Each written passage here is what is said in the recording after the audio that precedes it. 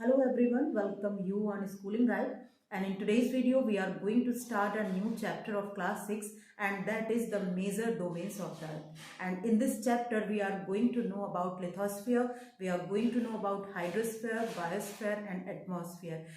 Okay तो हम इस चैप्टर में ये सब कुछ पढ़ने वाले हैं, मेजर डोमेन्स के बारे में पढ़ने वाले हैं, और इसमें हम ओशंस के बारे में पढ़ेंगे, इसमें हम कॉन्टिनेंट्स के बारे में पढ़ेंगे, इसमें हम एटमॉस्फेयर के बारे में पढ़ेंगे, यहाँ पर प्रेजेंट गैसेस के बारे में इस चैप्टर में हम पढ़ने वाले हैं। बहुत ही इंटरेस्टिंग चैप्टर है, सो टेक इट सीरियस, इसको बहुत ध्यान से पढ़िएगा सभी बच्चे।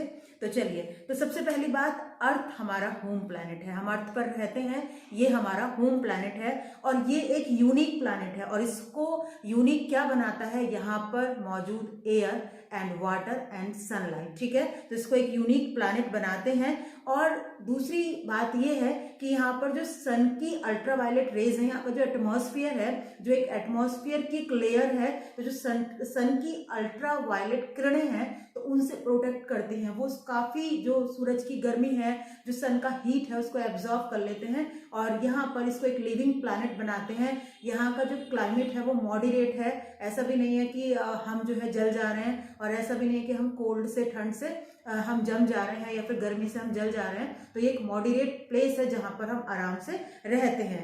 It is only the place जिसको हम, ये एक ऐसा प्लेस है जिसको हम जानते हैं और जहां पर लोग रहते हैं, ठीक है। तो यहाँ पर लोग रहते हैं इस प्लैनेट के ऊपर, अर्थ के ऊपर, इसीलिए इसको यूनिक प्लैनेट कहा जाता है, ठीक है। इसीलिए ये होम प्लैनेट भी है क्योंकि हम यहाँ पर रहते हैं, ठीक है। अब यूनिक प्लैनेट क्यों कहा जाता है, क्योंकि लाइफ को सपोर्ट करता है। यहाँ का जो क्लाइमेट है वो मॉडरेट है, जो लाइफ को फेवर करता है, ठीक है। लाइफ को जो चीजें जीने के लिए चाहिए, एयर, वाटर, सनलाइट, वो सब यहाँ पर मौजूद है, प्रेजेंट है। उसके बाद यहाँ पर flora and fauna, different different type of flora, फोना, और ना जाने कितनी वैरायटी यहाँ पर पाई जाती है। फ्लोरा होता है पेड़ और पौधे, और फोना होता है जीव जंतु। तो ये सब यहाँ पर जो हमें नहीं पता, नाम भी नहीं पता, समुद्र में और लैंड पर और ना जाने कितने तरीके के फ्लोरा और फोना यहाँ पर पाए जाते हैं, ठीक है। अच्छा, यहाँ के जो ज्योग्राफिकल फीचर्स हैं, अगर उसकी बात हम करते हैं तो लैंड है जिसके ऊपर हम रहते हैं, वाटर है, और क्या है उसके अलावा एयर है। तो ये तीनों हैं। तो ये इस प्लैनेट को, यहाँ की जो ज्योग्राफिकल फीचर्स हैं वो भी इसे रहने लायक बनाते हैं। हर किसी की अपनी एक इंपॉर्टेंस है, एयर का अपना इंपॉर्टेंस है, वाटर का अपना इंपॉर्टेंस है। आगे हम पढ़ेंगे कि ओशंस का वाटर हम पी नहीं सकते, दैट इज सॉल्टी वाटर, लेकिन फिर भी वो किस तरीके से हमारे लिए हेल्पफुल होता है, किस तरह से हम उसे एनर्जी की फॉर्म में यूज करते हैं, वो सारा कुछ हम आगे पढ़ने वाले हैं। अच्छा, सबसे पहले मेजर डोमेन्स की बात करते हैं। लिथोस्फीयर क्या होता है, हाइड्रोस्फीयर क्या होता है, बायोस्फीयर और एटमॉस्फेयर समझते हैं। तो ये 4 मेजर डोमेन हैं, ठीक है। तो इन मेजर डोमेन में सबसे पहले लिथोस्फीयर की बात करते हैं। तो जो पोर्शन, सॉलिड वाला पोर्शन है, यानी कि जो लैंड है, दैट इज कॉल्ड लिथोस्फीयर। इसको लिथोस्फीयर कहते हैं। ये रॉक से मिलकर बना हुआ होता है, it is made up of rocks, और इसके ऊपर प्लेन्स होते हैं, इसके ऊपर डेजर्ट होते हैं, और इसके ऊपर माउंटेन होते हैं। यानी कि ये सारा ये जो पोर्शन है, सॉलिड वाला पोर्शन, माउंटेन भी सॉलिड होता है, प्लेन भी सॉलिड होता है, प्लेटू भी, हिल्स, ये सब सॉलिड होते हैं। तो ये जो सारा पोर्शन है ये है लिथोस्फीयर। अब हाइड्रोस्फीयर की बात करते हैं। हाइड्रोस्फीयर मतलब पानी वाला पार्ट, जो वाटर है। तो वाटर में आपके ओशंस आ जाते हैं, वाटर में आपके सीज आते हैं, आपकी लेक्स आती हैं, तो ये सब वाटर है, ठीक है। उसके बाद एटमॉस्फेयर की बात करते हैं। तो एटमॉस्फेयर क्या है, एटमॉस्फेयर एक लेयर है।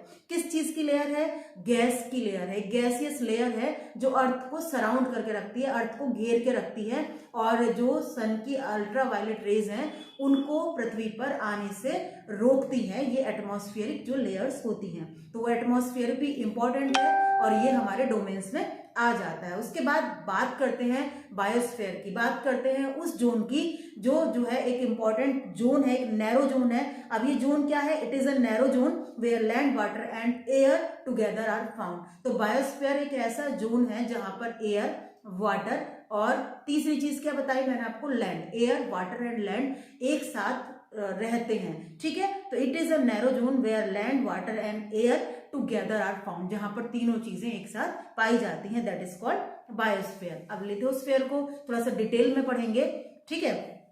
तो देखिए लिथोस्फीयर क्या होता है। Lithosphere is the hard outer layer of the earth. Earth की जो आउटर लेयर होती है, हार्ड लेयर होती है, सॉलिड पोर्शन होता है, उसको लिथोस्फीयर कहा जाता है। ये रॉक से और सॉइल से मिलकर बनता है।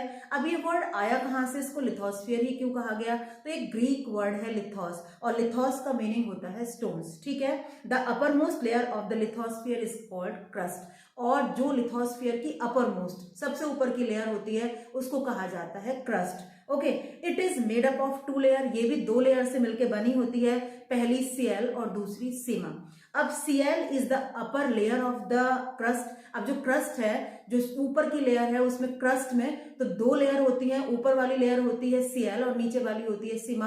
तो सीएल क्या होता है, सिलिका एंड एल्यूमिनियम, और दूसरी होती है सिलिका एंड मैग्नीशियम। तो थोड़ा बुक से भी देखते हैं। तो upper most layer of the crust is rich in silica and aluminium.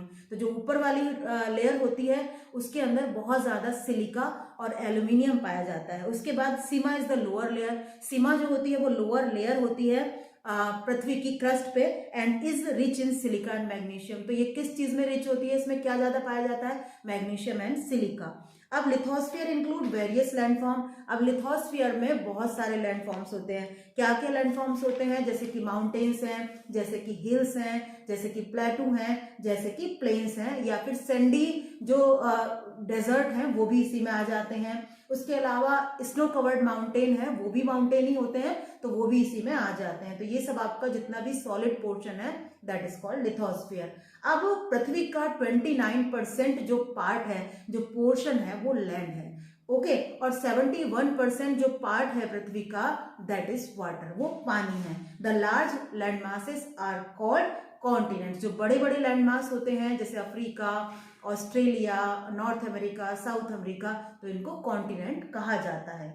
ठीक है, तो और जो वाटर बॉडीज होती हैं, बड़ी बड़ी वाटर बॉडीज, अटलांटिक ओशन है या फिर इंडियन ओशन है, तो इस पैसिफिक ओशन है, तो इनको कहा जाता है ओशंस। ठीक है, तो ये जो बड़ी वाटर बॉडीज होती हैं, दे आर कॉल्ड ओशंस।